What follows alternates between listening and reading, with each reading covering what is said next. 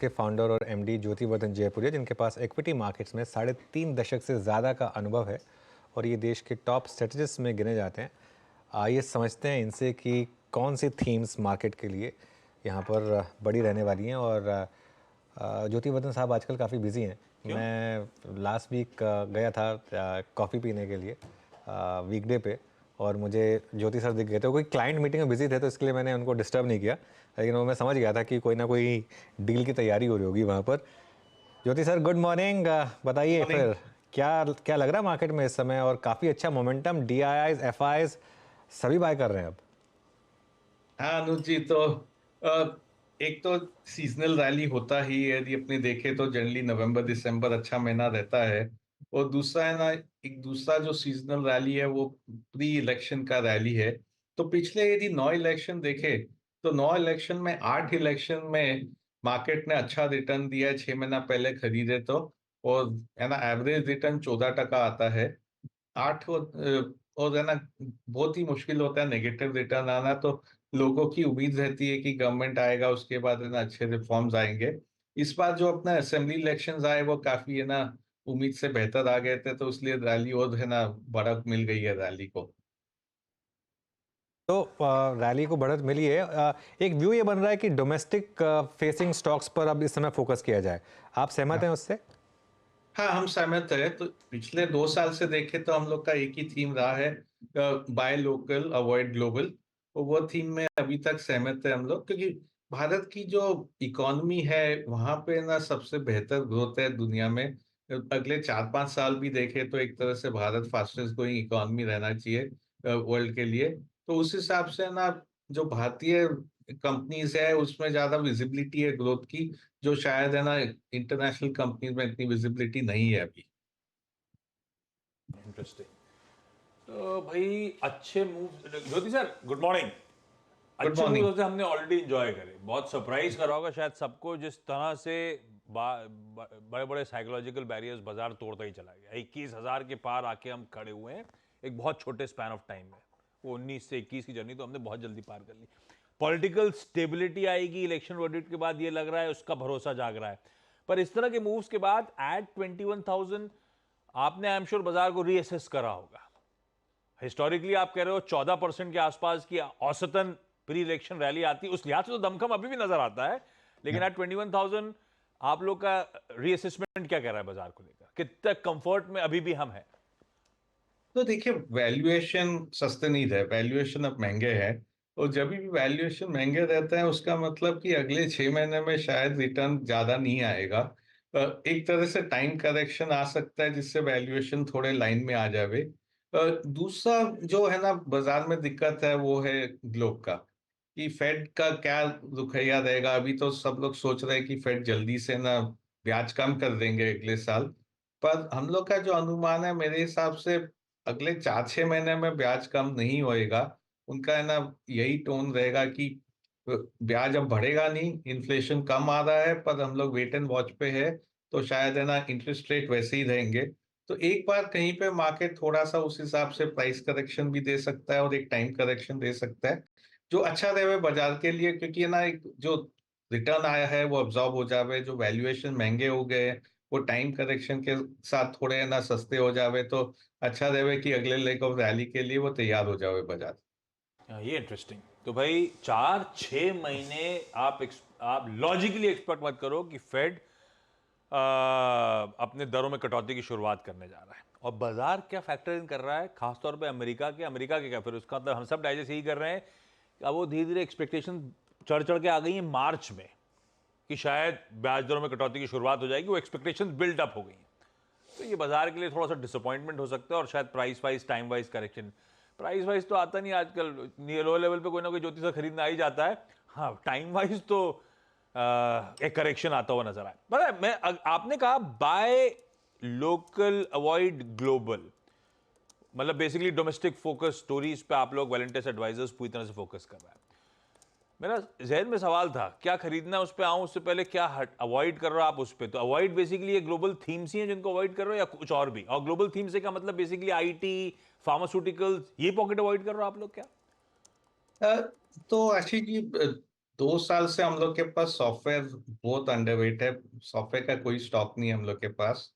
अभी भी अवॉइड कर रहे हैं उसको। हालांकि है ना, अब हम लोग के स्क्रीन में आ रहा है कि काफी अंडर परफॉर्म कर गया है सॉफ्टवेयर, तो यहाँ कुछ पॉजिटिव हो सकता है क्या। पर हम लोग का मानना है कि वहाँ पे यूएस इकोनॉमी अभी भी थोड़े दिक्कत में है।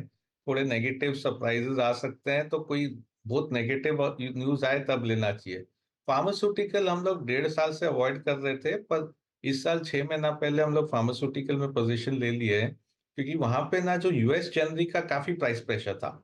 यूएस जेनरिक का यदि अपने पिछले 5 साल देखे, हर साल प्राइस गिर जाते थे, तो जो भी कंपनीज यूएस जेनरिक को सप्लाई करते थे, उनके है ना जो नतीजे हैं वो अच्छे नहीं आते थे। पर अब वो है ना, यूएस का जो प्राइस प्रेशर है जेनरिक्स का, वहां पे प्राइस एक तरह से बढ़ता नहीं है, पर फ्लैट हो गया है, अब गिरना बंद हो गया है।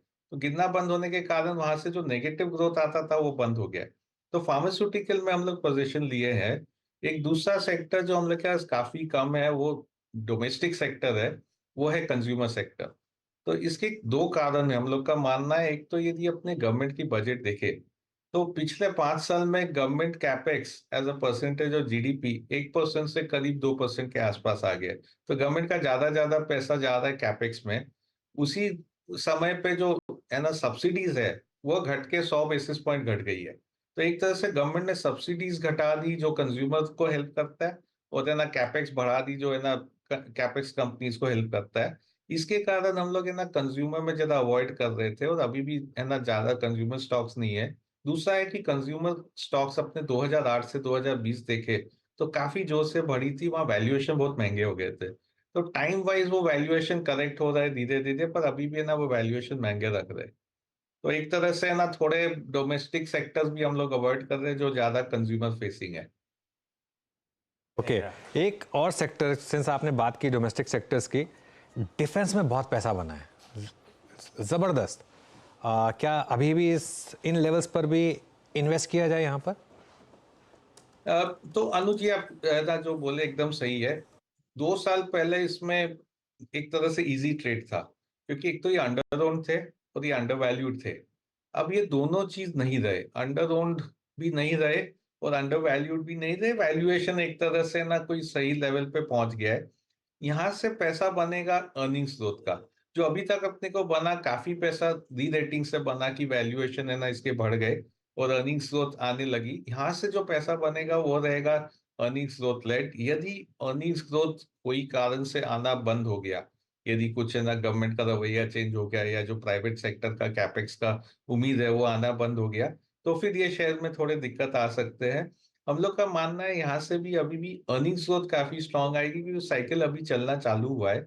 और वो अर्निंग्स ग्रोथ लेड पैसा बनेगा, जो पिछले 2 साल में बना उस तरह का रिटर्न नहीं आएगा, पर फिर भी मार्केट बीटिंग रिटर्न्स आ जाएगा इसमें। डॉक्टर साहब जरा इरिडा का स्टॉक दिखाइए। 10% की मूव के ऊपर अब 18% और उछाल इरिडा में देखने को मिल रहा है। क्या मूव आ रहा है स्टॉक में? 83 ये जोन्स पे आके इरिडा खड़ा हुआ है। ज्योति सर, ये हो क्या? अच्छा, ये बात सही है, पावर में बहुत कुछ हुआ, गजब के इंक्रीमेंटल रिफॉर्म्स, कोई स्मार्ट मीटर्स हो, कोई लेट पेमेंट के सरचार्ज इंट्रोड्यूस करना, कोई फ्यूल एडजस्टमेंट के सरचार्ज, सब कुछ हुआ। लेकिन इस तरह के मूव्स, इस तरह की पावरफुल रैली, ये चल क्या रहा है? और मोमेंटम राइड करना तो अपनी जगह ठीक है, फ्रेश एंट्री बन रही है क्या स्पेस में, या वैल्यूएशन अब बिल्कुल अनजस्ट होने लगे हैं? हाँ, तो आशीष जी देखिए, जैसे मैंने कहा, ये पूरा सेक्टर में एक तरह से वैल्यूएशन रीरेटिंग काफी हो चुकी है। अब यहाँ से थोड़ा सिलेक्टिव होना चाहिए, मोमेंटम में नहीं खेलना चाहिए, क्योंकि कई है ना लॉन्गर टर्म थीम्स है। जैसे रिन्यूएबल थीम है लॉन्गर टर्म की, भाई यहाँ पर से है ना अगले 5 साल भी देखे तो रिन्यूएबल ज्यादा प्रतिशत होते जाएगा पूरे पावर सेक्टर का, और कोल जो है वो थोड़ा कम होते जाएगा। तो एक तरह से ग्रोथ विजिबिलिटी है। फिर भी वैल्यूएशन को भी ध्यान में रखना चाहिए। इन जनरल जहाँ पे वैल्यूएशन काफी महंगे हो गए हैं, वहां पे जो मार्जिन ऑफ सेफ्टी चाहिए अपने को स्टॉक्स लेने में, वो नहीं मिल रहा है। कई स्टॉक्स में आजकल मार्जिन ऑफ सेफ्टी नहीं है। तो वहां पे फिर अनलेस एकदम अपना विजिबिलिटी बहुत स्ट्रांग है, और हम लोग क्या करते हैं कि एक बेस केस सिनेरियो करते हैं अर्निंग्स का, एक बुल सिनेरियो, एक बेयर सिनेरियो। तो है ना बेस केस में यदि रिटर्न बने तो ही लेते हैं, बुल सिनेरियो है ना पे नहीं जाते हैं कि बुल सिनेरियो हो जावे तो। बेस केस पे करते हो, सोचते ये बेस्ट सिनेरियो में कितना हो सकता है, उसमें ना डाउनसाइड है कि उसमें थोड़ा सा रिटर्न बनेगा, और फिर ही लेते हैं ये सब स्टॉक्स में, क्योंकि जहां भी ज्यादा मोमेंटम आता है वहां पे वैल्यूएशन महंगे बहुत जल्दी हो जाते हैं। ओके, अच्छा, एक स्पेस जहाँ पर वैल्यूएशन कंफर्ट में है लेकिन पैसा नहीं बना है, ज्योति जी, वो हैं जो एक समय के एफआई के टॉप 2 फेवरेट स्टॉक्स हुआ करते थे, एचडीएफसी बैंक और कोटक। यहाँ पर अब क्या आपको लग रहा है, जो इतने 3 साल की अंडर परफॉर्मेंस है वो खत्म होने के साइंस है? अ, तो हम लोग का 2-3 साल से व्यू रहा है कि जो कॉर्पोरेट बैंक्स है वो ज्यादा बेहतर करेंगे, जो रिटेल बैंक्स है वो इतने अच्छे नहीं करेंगे। और इसके दो कारण थे। एक तो ना जो वैल्यूएशन डिफरेंशियल था वो काफी था। एक तरह से जो रिटेल बैंक्स थे वो 3.5-4 टाइम बुक पे ट्रेड कर रहे थे, जो कॉर्पोरेट बैंक्स थे वो 1.5 टाइम बुक पे ट्रेड कर रहे थे। दूसरा, कॉर्पोरेट बैंक्स के अर्निंग्स काफी खराब आए थे, क्योंकि वहां पे ना बैलेंस शीट क्लीन अप हो रहा था, एनपीएल प्रोविजनिंग हो रहा था। और अब वो एनपीएल प्रोविजनिंग खत्म हो गए थे, तो उनके अच्छे आएंगे नतीजे। तो ये दोनों अभी देखे तो ये ट्रेंड प्ले आउट हो गया एक तरह से। जो वैल्यूएशंस है, अभी वैल्यूएशंस काफी है ना, एक तरह से सिमिलर से हो गए हैं। अ, अभी भी हम लोग तो एक कॉर्पोरेट बैंक्स पे ही खेल रहे हैं। कॉर्पोरेट बैंक्स में जो फ्रंट लाइन है वहां पे वैल्यूएशन है ना काफी है ना सिमिलर से हो गए हैं, पर काफी प्राइवेट सेक्टर में भी छोटे छोटे बैंक्स है जहाँ पे वैल्यूएशन डिफरेंशियल काफी है। तो अभी तक हम लोग के तो इंक्लिनेशन है कॉर्पोरेट बैंक्स ही लेने का। पर एक तरह से जो एकदम बड़ा अंडर परफॉर्मेंस डिफरेंस था, अगले 2 साल में वो वैसे अंडर परफॉर्मेंस डिफरेंस नहीं देखने मिलेगा। शायद दोनों के रिटर्न एक तरह से सिमिलर से होते जाएंगे। इंटरेस्टिंग। ठीक है, और ये देखा भी कॉर्पोरेट फेसिंग जो थे लेंडर्स, कोई आईसीआईसीआई, कोई एक्सिस बढ़िया कैचअप प्ले करते हुए नजर आए। रिटेल फेसिंग कोई कोटक, कोई एचडीएफसी बैंक पस्त पड़े। ये कहानी थी। खैर, ज्योति सर हमेशा की तरह इस तरह की influential, powerful, severe, strong commentary के लिए, ये वैलेंटाइंस का मतलब यही हुआ ना? हाँ, पावरफुल। कमेंट्री के लिए आपका बहुत बहुत धन्यवाद। थैंक यू सो मच जुड़ने के लिए। धन्यवाद Ashish ji, Anuj ji. Thank you sir. Thank वापस यू। हरे में आ गए भाई साहब, बढ़िया तरीके से निफ्टी बैंक